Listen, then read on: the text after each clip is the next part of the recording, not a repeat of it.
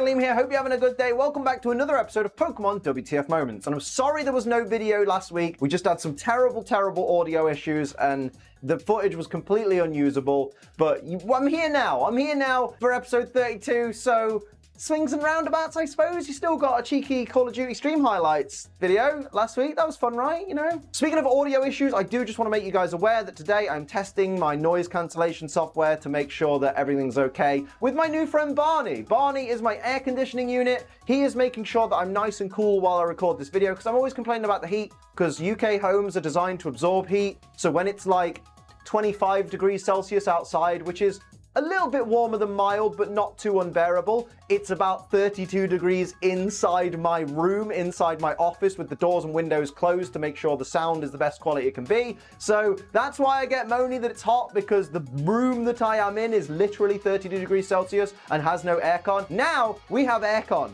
And I don't know if you'll be able to see this, but it's a nice comfortable 23 degrees Celsius in here right now, which is not too bad at all, and it is dropping because Barney is trying to get the room down to about 17. Regardless, all that out the way, look, go for 1,000 likes on this video, let's do that. Hit subscribe if you're new, share this video with a friend, let's get into the nitty gritty for Pokemon Season 1, Episode 32, the Ninja Poké-Showdown. We start the episode with our heroes poking their heads out of some random bush, when it will be revealed moments later that there's literally a path right beside them. You guys have a map, just follow it.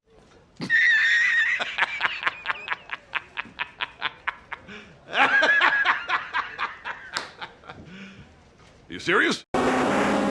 Also, that's not a path, that's just a dirt, mate. Jeez. Misty tries to convince Brock to trade his Vulpix for her Psyduck, ignoring the fact that technically Brock doesn't own his Vulpix. And all this is because Psyduck happened to drink some cold water. Now I know some of you absolutely stan Misty, but God, what a garbage person she really is. Sometimes I just look at that Psyduck face and I get a headache. What beautiful hair! Susie's such a great breeder. Yeah, if anyone noticed that face, that means Misty is envy that Brock had a beautiful fox while she had an ugly duckling. Venonat is watching 3 children from the bushes. Venonat is a predator, pass it on. Venonat is not predating. He's a scout. He's supposed to do that. Okay, firstly, what's with the Pokemon world and having all these ridiculous looking bridges that have no supports on them and are barely maintained? Apparently he hasn't seen a log bridge before. Secondly, direct quote from Ash. Hold on! If we fall, our Pokemon journey is over! Bearing in mind he's in front of Brock, who fell off a similar bridge in the Bulbasaur episode and turned out absolutely fine. No, that would be a baby scout. No, seriously, you suck. Yeah. The gang find a huge mansion in the middle of nowhere, and they open one door and kind of go, hello, is anyone here? And Brock instantly assumes that the place is deserted. You've checked one room in a huge mansion. Give over trying to say it's deserted when you've literally just checked one room. Someone might be in the other wing of the mansion. You don't know. You've barely been there a minute. Just admit, Brock, you're a lazy bastard and you can't be asked to look around. Yeah, but what's the point of a ninja that will be the showdown at the Pokemon gym, right? Misty finds a secret door by falling through it, and oh, you know what that means? Things are about to get spooky. God, I hate myself so much. That's not spooky. That is martial arts of ninja.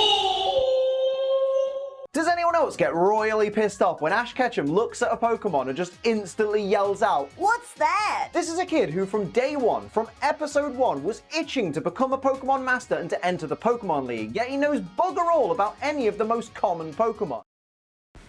Are you sure about that? After chasing Venonat, Ash gets shocked by a Voltorb and says, Doesn't look friendly. I wonder what it is. Oh, this is my whole point. This kid's so useless. Would it have really been that difficult to write him to say something like, Oh look, a Voltorb. I wonder what kind of things the Pokedex has to say about this. Do I have to ask? Direct quote from Dexter. Voltorb, the identity of this creature is unknown. We know its identity. It's Voltorb. I guess that's him getting tired of the Pokédex had no information and trying to make a joke of it. Which, I understood it. Cinema move. Ash, Misty, and Brock end up trapped behind invisible walls. And Brock worries that they may have fallen into a trap, and they hope that whoever trapped them isn't looking to steal their Pokemon. And that's because he doesn't want to lose Vulpix, but neglects to mention the Geodude, the Onix, or even the Zubat that he's had so much longer than Vulpix. Yikes, mate. Talk about favoritism. It's not even your Vulpix. Or maybe Brock only said Vulpix so they don't know that he had Onix and Geodude on his team. So, you know, as a last resort. Ash gets pinned to the wall by throwing stars, and at this point, I think the police need to be called. Someone's just attempted to murder a 10-year-old.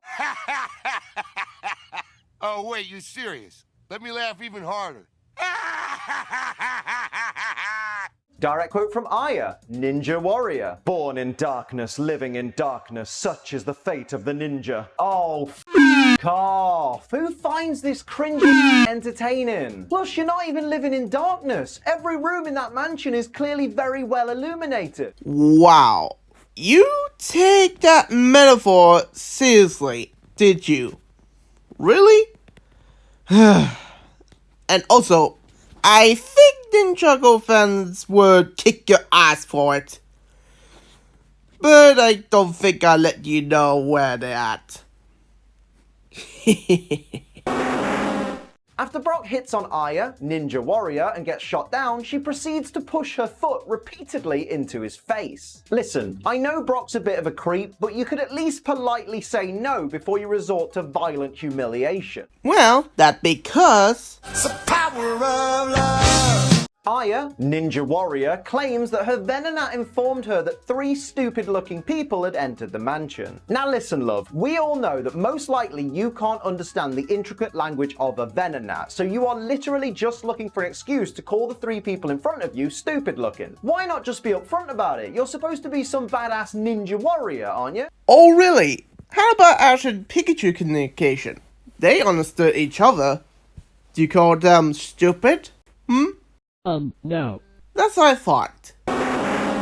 In a one-on-one fight with Aya, Ninja Warrior, Ash decides to use Bulbasaur. Now that's not a great shout considering that Venonat can learn Confusion and Psybeam, which will absolutely rinse Bulbasaur. But not to mention, he's literally traveling with a Pidgeotto. That thing would steamroll Venonat. Venonat tries to use Stun Spore, and in response, Ash tells Bulbasaur to use Whirlwind. Whirlwind? On a Bulbasaur? The fuck? It's been a while, but Ash is a hacker.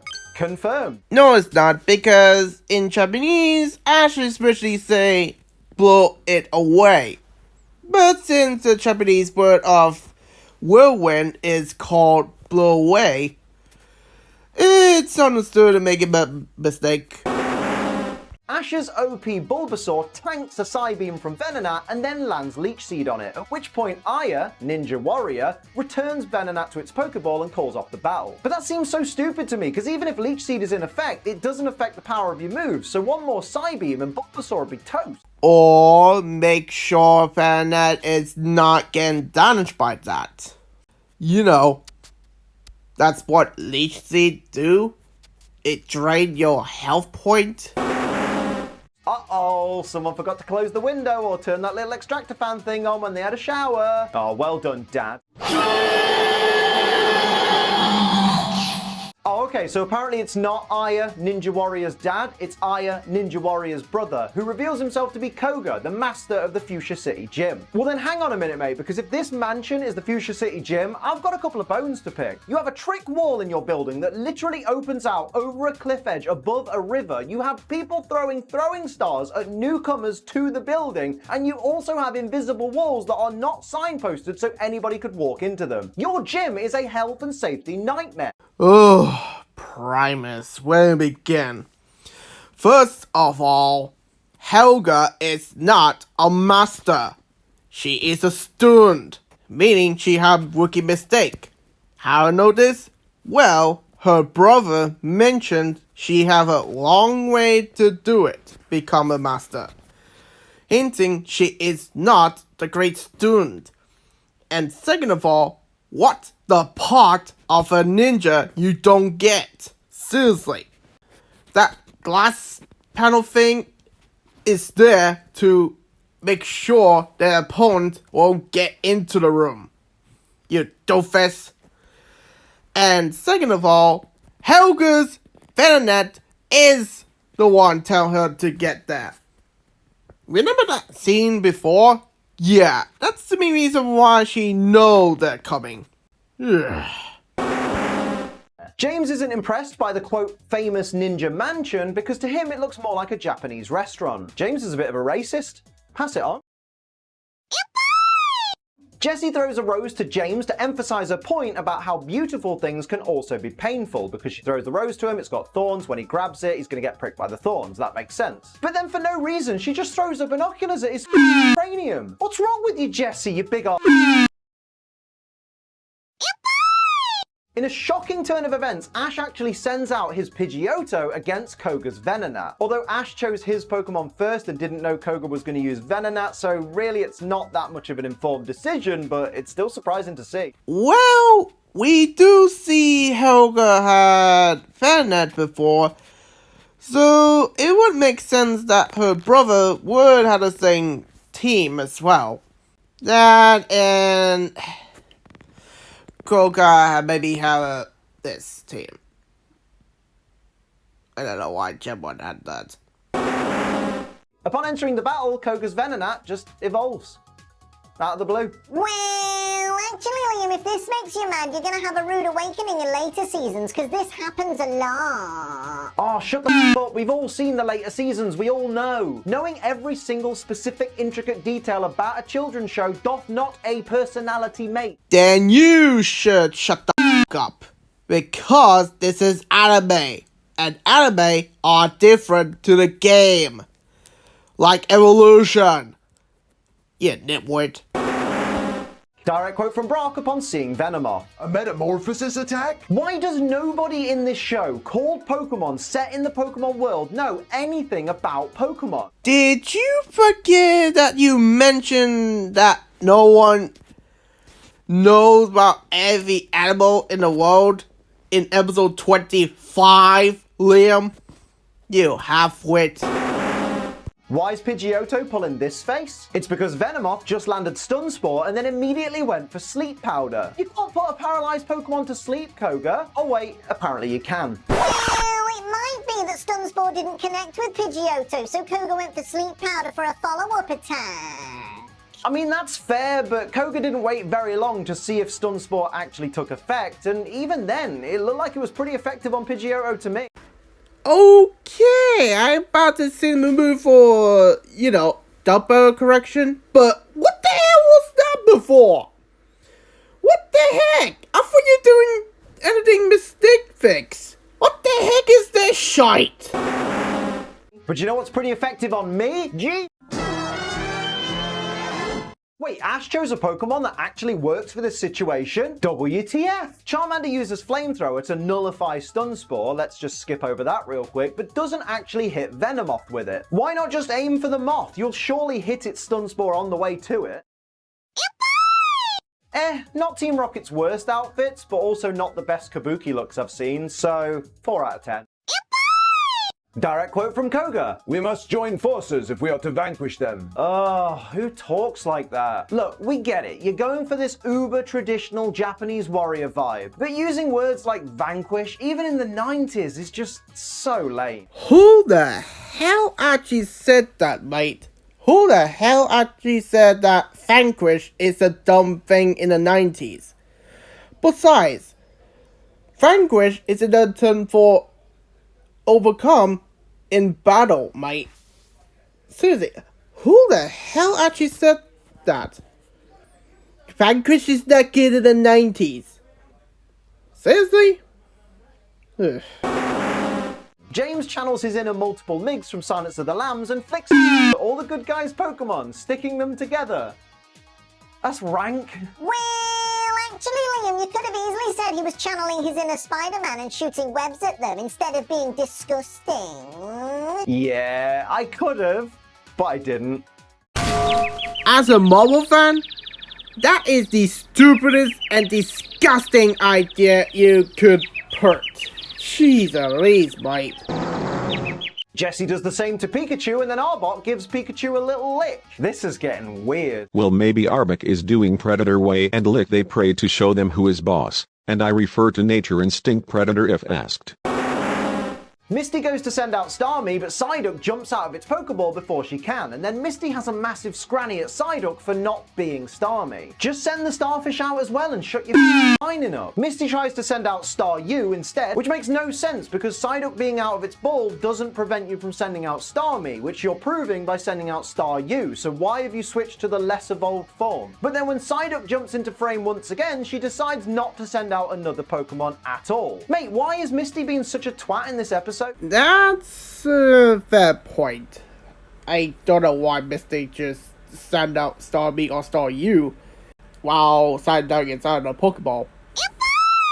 Now, I know the more pedantic among you would like me to talk about how Dexter lists Psyduck's moves in an order that is different to its actual level up order, but they don't actually say at any point that these are the moves that Psyduck learns as it levels up, and they don't even reference the levels at which it learns them. For all we know, this could just be a recommended order to use the attacks in for beginners. You know, Tail Whip to lower defense, Scratch an actual attack, Disable to disable your opponent's big move that will be revealed by that point, and so on. It could even just be a list of the moves that this specific Psyduck knows if the Pokédex has that feature. Yeah, but if the Pokédex had that type of entry, then the Pokédex would take a long time to do it.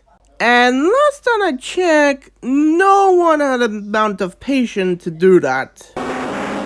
Koga pulls a rope that releases a bunch of Voltorb from the ceiling as a kind of security measure, but they all just sit there and do nothing. So they're a pretty lame security measure, to be honest. Well, there's possibly a trap for the intruders, but yeah, I checked it up and yeah, do nothing for no reason.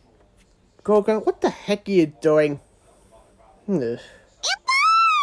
Meowth and Jessie both don't know what Voltorb are. Honestly, I think 32 episodes in, we've reached a point where insert character doesn't know any Pokemon outside of a very specific small number of Pokemon that they or their friends own. Can't be considered a WTF moment anymore. Apparently, everybody in the Pokemon world is completely oblivious to any other Pokemon outside of their own ones. Neither Jessie nor James know what a Mankey is. How is a Pokemon like Mankey not more well known in the Pokemon world? Well, actually, Liam, just because Pokemon exist in this world doesn't mean that every person is going to know all of them. Much in the same way that not every person on Earth knows that a sugar glider exists or a black and rufous elephant shrew exists. That's actually a really great point. I guess I'll cut the people of the Pokemon world some slack from now on. I won't, obviously.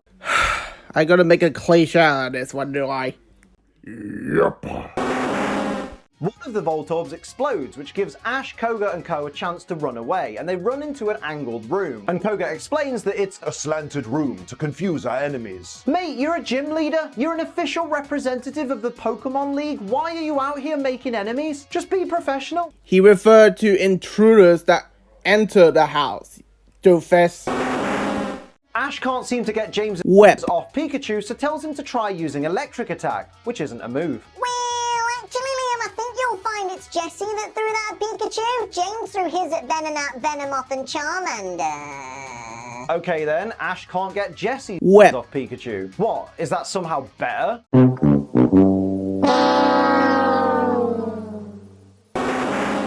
Team Rocket turn up with all the Voltorb neatly bagged up. These Voltorb really were just crap at their job, weren't they? This Voltorb only explodes after Meowth rolls it towards Ash & Co. and Koga, its owner. Was it really that easy for this Voltorb to switch teams? These guys turn heel faster than Big Show. Or they force Voltorb explode at his trainer. You know, that's what evil team do. Oh look, it's that duck game from the fair, but instead of a gun, we're using a Pokeball trying to return our Pokemon. LOL. And the MTF moment at the Duck Hunt games, even though that's a cool thing, and Duck Hunt appeared in Smash Bros. To hint that Duck Hunt is a popular game. You twit. Psyduck's Disable can hit multiple opponents at once. And so can its Confusion attack. Misty is a hacker. Confirmed. Yeah, it would work on, a fair battle. But Psyduck is using Disarm and Confusion on Team Rocket. The people who do unfair battles. You monkey. Psyduck's psychic powers can also melt away the seemingly indestructible Whip for no reason. I find it weird that psychic powers can get rid of it, but not like Charmander's flame or Squirtle's water, both of which they didn't try. That's true. I actually don't know why Jesse and James' spiderwebs just doesn't melt by that. Like, what the heck? Aya, Ninja Warrior, and Koga both offer to trade away their partner Pokemon, Venonat and Venomoth respectively, in exchange for Misty's Psyduck. What kind of arsehole willingly trades away their best Pokemon at the drop of a hat? Whatever happened to Pokemon trainers and their Pokemon being the best of friends? Training. Ash sends out Charmander for a rematch against Koga, knowing he'll have the advantage against Koga's Venomoth, which is a great tactic. Psych, he sent out Golbat. Oh, Koga, you wily old bastard. What? What's up with the gym leaders have a different Pokemon? And yes, I know in the game he doesn't have Golbat in Gen 1, but come on. Not all things have to be, accurate, Charmander tries desperately to land Flamethrower on Golbat, but hits Brock with it instead. Christ, how low is this Charmander's accuracy? At least it only landed on one target, unlike Golbat's Screech. Bloody hackers everywhere today. Can't stand that noise! I'm getting goosebumps. Charmander, flamethrower! Die! Ouch. Yeah, if anyone already knows that Golbat is dodging Charmander's flamethrower because, well, that's what happens when you're up against a flying object. Some things have to do with moving that, hard to hit. That and Liam not realize that Screech can make anyone, not pay attention when you hear the supersonic sound Screech. Charmander batters Golbat with Fire Spin and, oh my god, Ash Ketchum has won a gym badge. Legitimately and everything. Wow, his 6th gym badge. That's now 2 he's won legit, as opposed to the 4 that he won on technicalities. Well, 2 Ash's battle are normal, another one was accident 2 involved with saving Pokémon from Team Rocket X, and last one is Lime and his Heartless counterpart Worst Nightmare, and yes, Lime's Heartless still mad about it end. I am fully charged.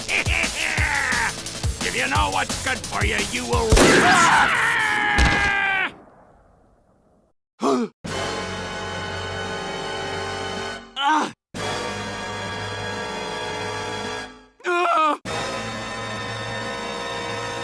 Fire!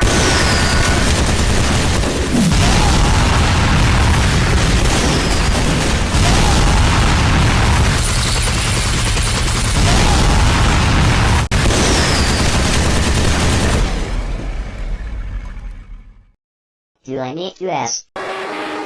Notice how buddy-buddy the Voltorb are with Koga now, after they were so quick to just accept being stolen by Team Rocket? They really are the Pokemon equivalent to Big Show. They'll flip-flop from babyface to heel to back again on a dime. Or maybe Voltorb were captured and forced to work by Team Rocket. Same people who sticky web Voltorb from previous scene ago, which you skip that scene to talk about Mad Milk, which it's disgusting by the way, and then you asking why Voltorb changed side again, if that is a scene to answer that question, Lime. So what did we really learn from today's episode? Well, we learned that Misty will be an arsehole to someone until they prove themselves useful, and then suddenly she's their bestie. Well, that works on Squidward when he sometimes notice Patrick has some smart things.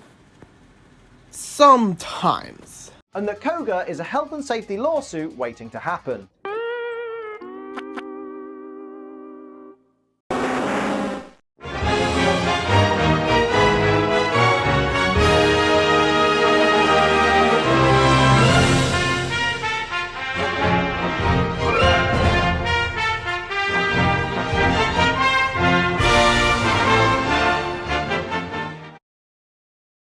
Well, at least we passed that. Yeah, I wonder what next on agenda. Oh, it's a Rubber Dash episode. You know what that means, Umbra? Your pony form? Oh yeah, time for the app. Oh, Kroger. Let's see. Our next question here is, Dear Eggman, seeing as both Sonic and Shadow got to use Ninja power. have you secretly wished to try it out on yourself? Huh, that's a good question. Do you ever wish that, Eggman? Ninja power. I don't need something like that. Who needs powers when your brain is the strongest thing you have? Oh, really? I'll be right back. Ninja arts, camouflage, vanish. What? Where did he go? Sonic, where is he? I'll chase him down. Ninja arts, camouflage, vanish. Guys, you know what? I think I want to change my answer.